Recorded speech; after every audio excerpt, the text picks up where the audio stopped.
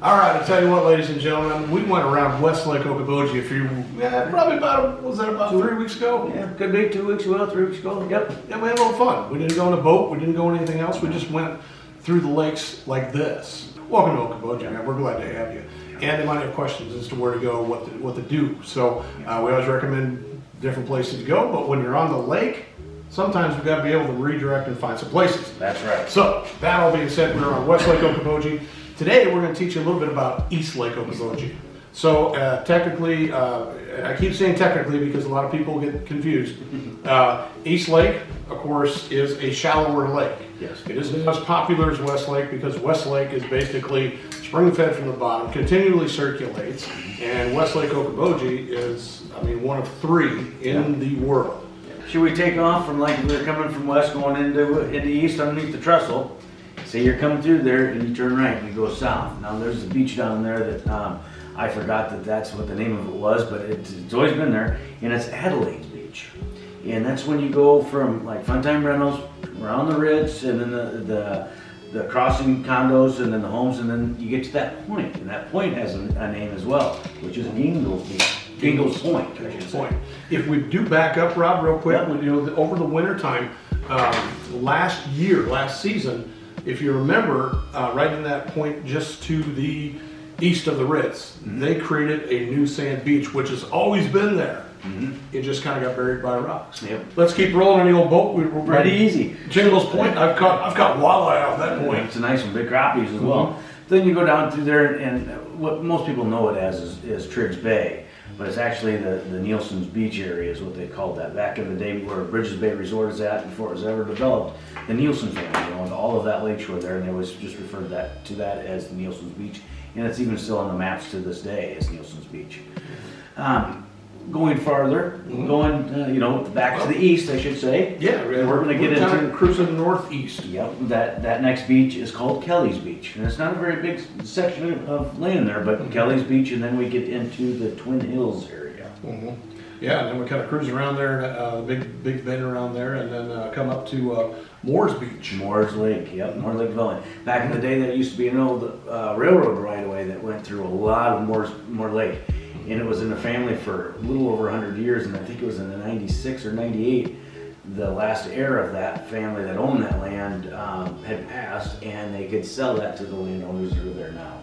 Wow. So that was a long time ago. I did not know this. See, this is cool stuff to me. I love it. So once again, we're kind of cruising around. We're going up that northeast side of East Lake Okoboji to kind of give you more confusion as to where we're at. But once you get past the Moore Lake development, then you get into the Camp Foster area, and that is.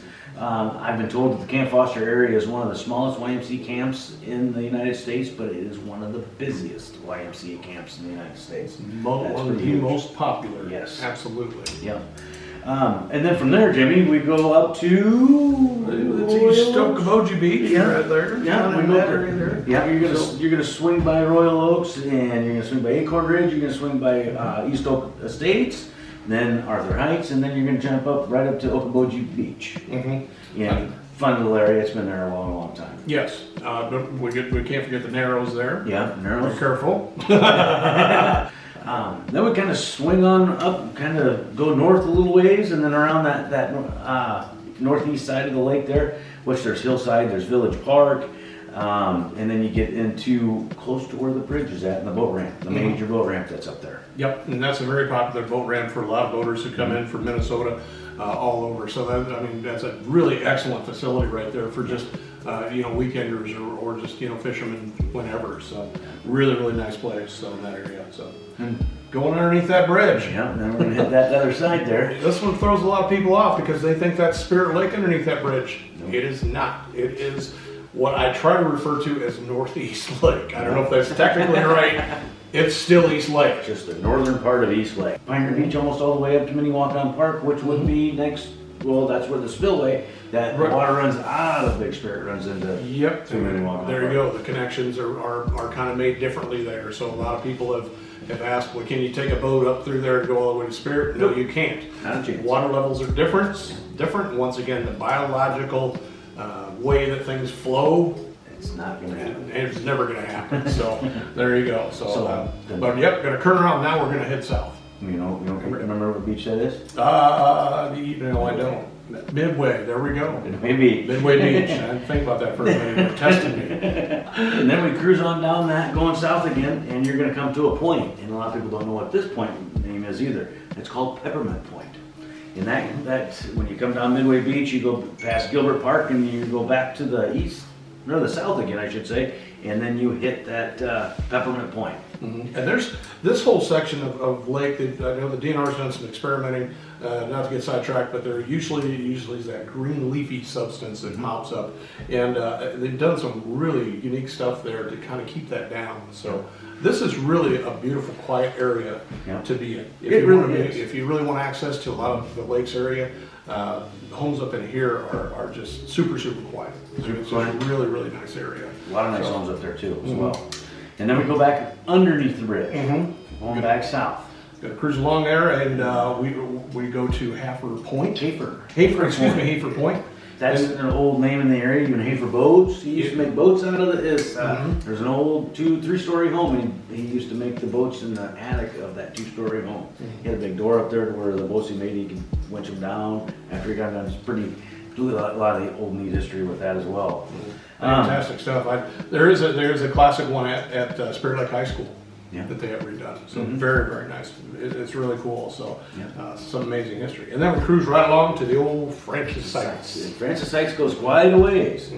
And there is a point along in there, but nobody has it named. I've looked at a lot of maps, and it's a pretty prominent point, but there's no name for it. And I'm sure that there's some of the old boys probably have a name for it around the area, but they don't have it printed anywhere. A few of the beverage cruisers, I'm pretty sure, have a name for that point. Yes, they do. But coming around, we're going to bend around. That's a long sweep through there. Yeah. Nice quiet area there too. You know, where some people do a lot of water skiing and a little bit of water sports in there too. So then we hit Stony Point. The big point. That's right before you get to Parks Marina or the Lutheran Lakeside Camp area. That's another great, fabulous cove. A lot of people go in there too. I see it and anchor and just kind of float. And then there was a point there that I didn't know. I knew it was always there, but I just never really knew what the name was. And it's called Lone Tree Point. New one for me too. So, and I think that's about right where when Loch Knolls turns into Charleston Beach. When you take that road there, when you're going west of Parkland, I think it's right there around that area. Lone Tree Point. Crazy. Yep.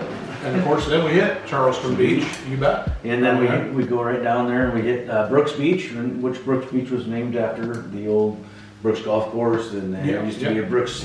There used to be a Brooks cabins down in there, and that was always kind of a famous area. And then you kind of go past the boat ramp here by Come and Go in Okoboji. That's what I was just going to say. We're by the boat ramp by Come and Go Okoboji. Another nice facility, but when it gets later in the year, you want to be careful on that one. Because you get a little algae there, and your vehicle could slip. So make sure you have proper vehicle with proper boat. That's right. Big boat, big vehicle. Yeah. So on that ramp in particular. So coming back around, Rob, and we are almost right back here. Right back there. We're going past Miles. Going past Mile Marine, and then we're going to go straight ahead to the Ritz for beverages. That's the trip around East Lake Okoboji, folks, unless you got anything else to add, Rob, in there. I'm good. And Rob's educated me more than I could ever know, on that point. So, once again, there's always something new you can find here in the Iowa Great Lakes when it comes to history, points on the lake, you name it, or points of history anywhere in the Iowa Great Lakes.